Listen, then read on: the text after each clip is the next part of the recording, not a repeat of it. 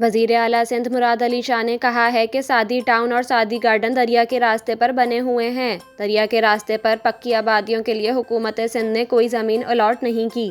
انہوں نے کہا کہ دریا کا راستہ روکنا قدرت سے مقابلہ کرنا ہے۔ کنٹونمنٹ ایریاز میں گرین بیلٹ پر پارکنگ بنانے سے پانی پھیلا۔ کراچی کی بارش سے متاثرہ علاقوں کے دورے میں میڈیا سے گفتگو میں وزیر اعلیٰ سندھ نے کہا کہ ملیر ایکسپریس کا جو حصہ پانی نے کاٹا وہ ابھی زیر تعمیر تھا۔ کام کے دوران دریا نے مٹی کو ہٹا دیا تو یہ کوئی بڑی بات نہیں ہے۔ علاوہ ازیں کراچی کے علاقے سادی ٹاؤن میں بارش کے بعد تھڈو ڈیم سے آنے والا پانی نکالا نہیں جا سکا۔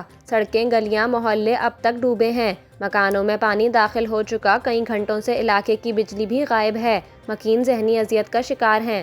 تھڈو ڈیم میں ڈوبنے والے 4 افراد کی لاشیں نکال لی گئیں۔ 3 افراد کی تلاش کے لیے ریسکیو آپریشن آج دوبارہ شروع ہو جائے گا۔